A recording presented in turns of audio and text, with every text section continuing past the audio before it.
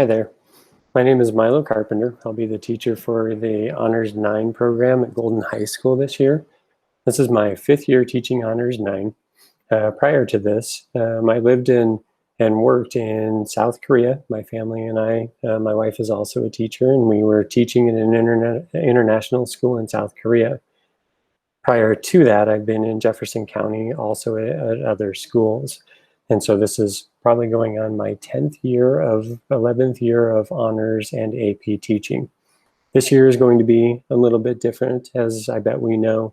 This hybrid learning model, it's going to be a moving process. This hybrid learning, the students, and I'm going to skip to this a little bit, the students are going to be learning how to be adaptable. They're also going to be they're going to have to be rather patient, as some of the things that they'll be going through, they may not work the first time. They may not work in the desired way, but that doesn't mean that we're going to give up on some of these ideas. There is a plan, and we're going to start moving through that plan. One of the best things that I can provide is communication. Your children have been invited already to this Google Classroom that you see, and being invited to this is where I am going to communicate with the class. I am going to post all of their information here. This is where I have an open dialogue with students, and I'll put everything that they need for our next classes and some of the pieces that we need. This classwork piece that goes along with this. This classwork is going to be where every one of their assignments are. They will have one place that they're going to go, and that's going to provide, and it's going to house everything that they need to know.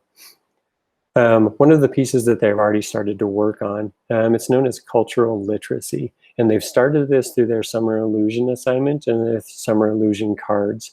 They went through, they're starting to learn these illusions. They've already started to read Oedipus the King. They're putting all of these pieces together, and in knowing this, I can start to have these conversations with them in a capacity and a manner that brings them in to extremely old stories. Some of these stories that we're going to read, some of these ideas, some of these illusions, they're thousands of years old, and being invited into them allows the students not to feel like that there's an inside joke in some capacity that they're not privy to, that they don't get it. And what I want them to do is be invited to the front row. And in fact, I'm going to invite them all the way up on the stage. If they can learn about old stories, if they can learn what stories mean, then they start to get really good at telling their own story, and I'll ask them to do that. With that, the reading component for this year, they will always be reading a book. They will always be reading either a book, they'll always be reading a play, they'll be reading short stories, they'll be reading poetry. Their reading then gives them an opportunity to go into this writing piece. Every writing assignment is designed by me, and these writing questions, they're designed for them to talk about their reading in a written capacity. One of the other necessary components for my class is for them to be able to discuss things. Well, they're discussing their writing, and their writing then is about written pieces from their reading. So they are discussing reading, but they're not just talking about how they feel about something that we're reading, but they're gonna be answering very, very specific questions in order to have these conversations about reading through their writing. I am the teacher for AP Language and Composition. Mr. Wood is the teacher right now for AP Literature and Composition. Everything in Honors 9 is built for them to get to Honors 10. Everything in Honors 10 is built for them to go into AP Language or AP Literature on the section that they would like to try. They can do it their junior or senior year, and our job, my job very, very early, is to get them comfortable with AP Language, with AP Writing, and with AP Thinking. Knowing that I'm the AP Language teacher, then I'm giving them very specific cues on how to be successful in a class that they won't be taking for a minimum of 2 more years. And so they get a front row seat to all of this. Demon X, at the end of the year, well, it starts in January, but I'll ask the students about a research project, and it's a little bit different than the ones that have been asked, even though the question feels very, very similar.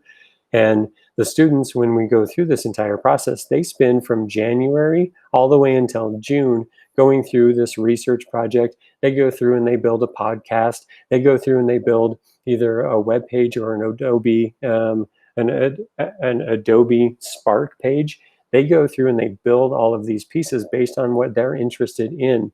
And then at the very end, they end up giving these really beautiful presentations, and we call them Demon X, modeled after TEDx. If you'll go to the Golden High School homepage, if you then go into staff, once you go into teachers and then you go into the English department, you'll find the link for me and then my website.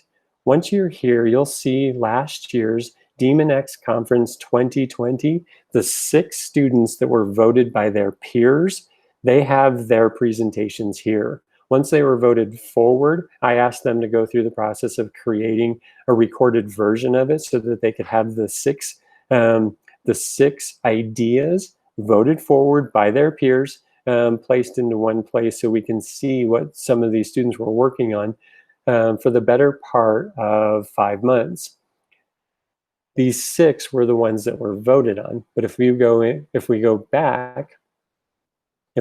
and we go back all the way to the homepage for Golden, the library actually has gone through, and we've been working pretty heavily with our library at Golden, and they've done a really nice job by giving us an opportunity to not only have the 6 voted forward, but every single one of them. So if you're here, Golden High School Library, and you see this Carpenter's Passion Project page, we have our own dedicated page.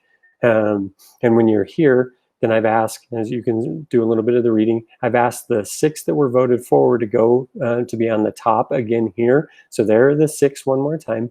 And then from here, then you can actually go to and see all of them.